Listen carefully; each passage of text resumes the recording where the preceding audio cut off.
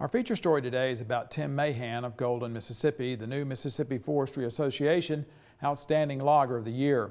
Most loggers get into the business because their father or an uncle was already involved. Mahan's story is different. He comes from a non-logging family. Mahan did work in logging for a while, quit, and ended up returning to logging, this time as an owner.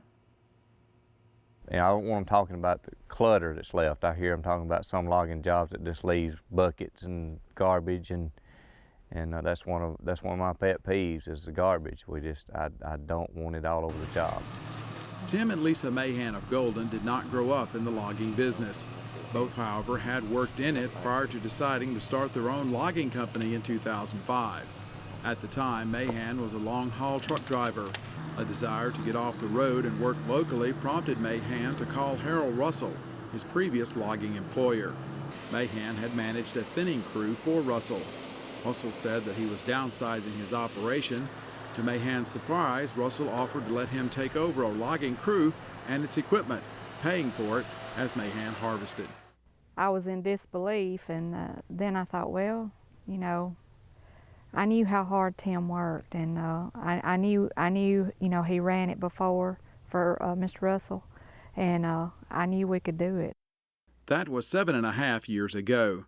The Mahans were on a 4-man woods crew with 2 over-the-road truck drivers. All the Southern Forestry crew is CPR trained. The only lost time accident occurred when a substitute filled in one day. Almost all of them have been here from the beginning that work in the woods. The truck drivers, probably 3 to 4 years on them. Forestry consultant Don Thompson nominated Mahan for Mississippi's Outstanding Logger of the Year because of Mahan's integrity. Thompson said Mahan places his loading decks and roads so they will cause as little damage as possible during the logging and after he leaves. They're going to leave the job in good shape, and I think that's what most of our erosion in forestry, a lot of it's coming from our skid trails and roads, and when Tim gets through, he brushes those roads up so they don't wash away, and that really helps a whole lot for erosion and also helps just make the forest more sustainable. Mahan does most of his cutting for F&W Forestry Services, which manages the timberland formerly held by Packaging Corporation of America. F&W logging supervisor Jason Potts also nominated Mahan for the award. Potts said Mahan and his crew follow the tenets of the Sustainable Forestry Initiative and best management practices. Potts said Mahan's crew recently made a perfect score on a BMP audit, the first 100% Potts has given. And he cares about what he's doing out here. And as all his crew members do too. That's kind of unusual. Most, on some long jobs, some people don't care at all. They just want to draw a paycheck. But all his people, they care about what they do. Potts also compliments Mahan on the appearance of his trucks on the highway.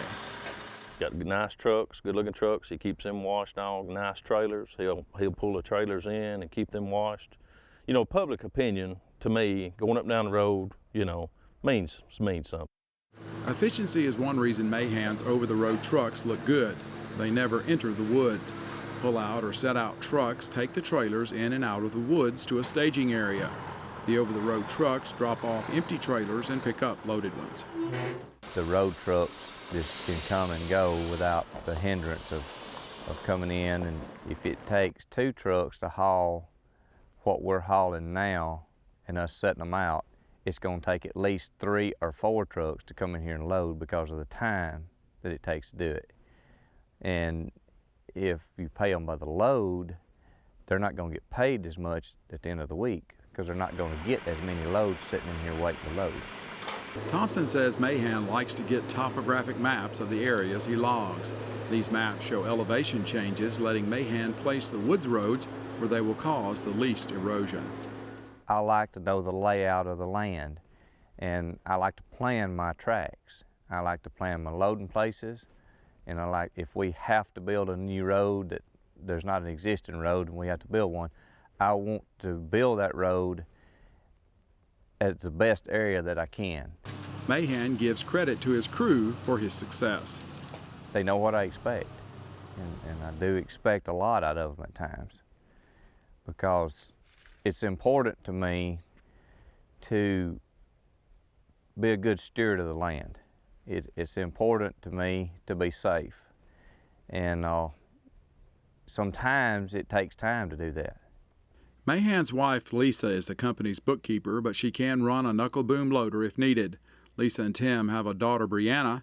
They are active members of the Walker Missionary Baptist Church. I don't know, it gets in your blood, the logging. You either love it or hate it.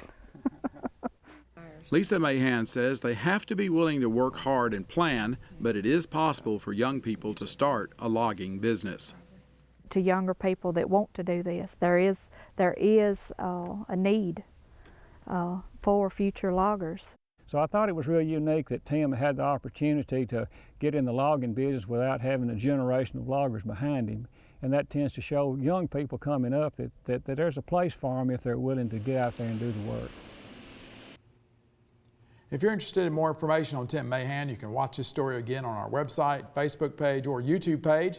We'll have contact information for him as well. Our website, farmweek.msucares.com. And once again, we congratulate the Mahans and their crew.